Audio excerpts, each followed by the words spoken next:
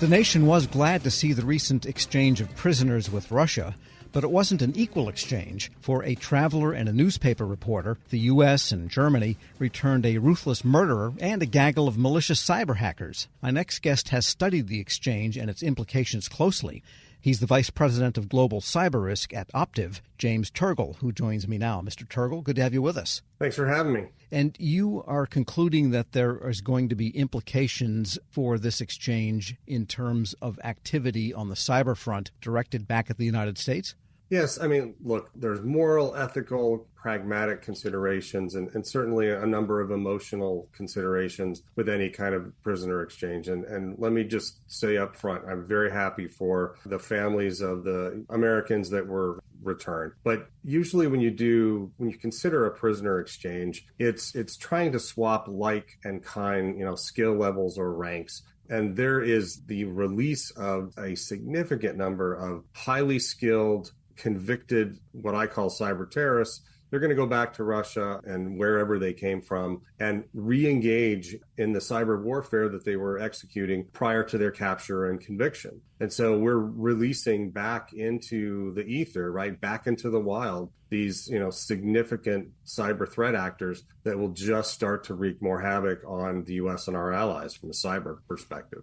And just to be fair, I'm sure U.S. officials were totally aware of this, and a lot of work goes on diplomatically and technically to effect these changes, and not to denigrate all of that work, because that's the work that the country demanded of them. But describe the level of activity that exists in the technical attack, counterattack, thwart, counter-thwart that goes on between the United States, Russia, other countries, because it's probably higher level of activity than people realize. No, it's an extremely high level. So you also have the distinction between the U.S. does not authorize individuals to go out and hack on behalf or infiltrate, companies on behalf of the United States government. And in fact, I, having been a cyber agent with the FBI, right, actually, pursued, investigated, and prosecuted, U.S.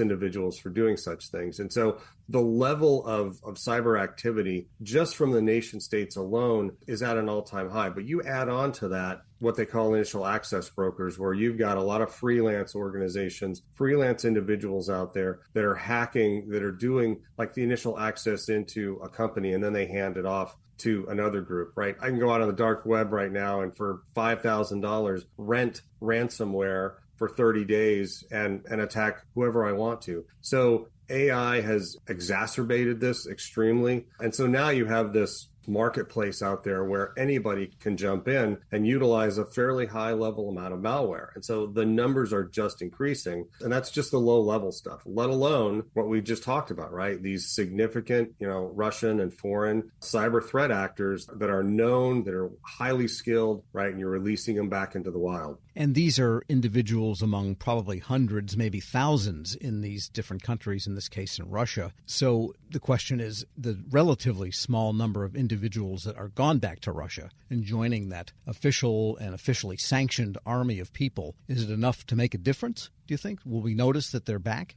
Well, I mean, that's a decent question, right? And you won't know until there's a significant attack that is then attributed back to one of these individuals. Again, these were highly skilled cyber threat actors that got the attention of, certainly taking out and victimizing certain U.S. companies. It's the well-known ones, right? It's the healthcare systems, it's the hospitals, it's all of those types of attacks. And honestly, once we're able to attribute an attack back to one of those individuals, you'll see it, but it will take some time.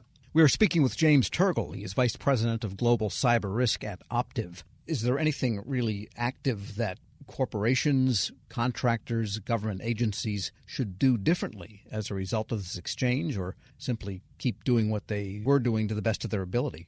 Yeah, I mean, I don't want anybody changing their methodology just because these, threat actors are back in the wild, right? You need to be able to maintain your ecosystem, you're right? You need to do the basics of cyber hygiene, right? You need to understand where your data is, protect your data, make certain that you are doing and spending the right money in the right places to protect your data and your ecosystem. This prisoner exchange doesn't change that, right? But it does, in my opinion, put a higher price tag on the fact that we're now now that we know the actual TTPs, right? It's the tactics, the procedures, all of the ways in which these specific threat actors actually worked. They're now going back and changing those TTPs, right? And so we need to evolve with them. What are the signals saying about which sectors might be vulnerable now? We know healthcare has been hit over and over again, and I think still recovering from the latest one in the inter-organizational payment system that was hacked. And we also had a GAO report that increasingly water systems in municipalities, regional operating systems, because of the operational technology being hacked. What are you seeing in terms of trends of sectors that seem to be in their crosshairs? Based on a review of our client base, financial services still the number one target out there.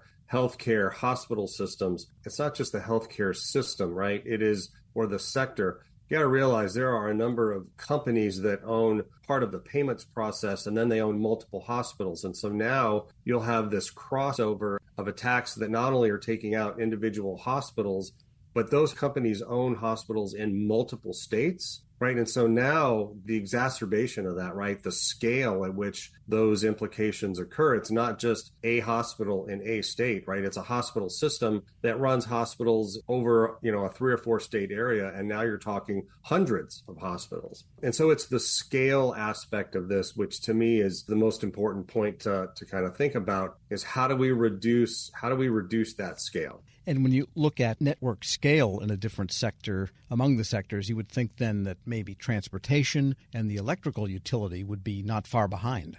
Yeah, so critical infrastructure, as you mentioned, Tom, is a big deal, right? Whether it's water, whether it's power, the energy grid, right? Certainly those are always been high value targets for nation state cyber threat actors and will continue to be. But I'm also seeing an uptick in manufacturing and also some of the services, right? The MGM hack occurred. Real estate is also something I've been spending a lot of time on, the real estate industry, with whether it's the real estate side, whether it's mortgage, whether it's finance, right? The Fidelity National Finance attack, a number of those within the real estate sector is gaining strength. And getting back to the prisoner exchange, you've named a couple of the people that weren't at the top of the newspaper stories and the media reports, but these are people that have, as you pointed out, been tried and sentenced to prison terms. Just give us a sense of the level of hacking and damage they've done. It's hundreds of millions of dollars. There are some well-known threat actors that were released. One in particular, was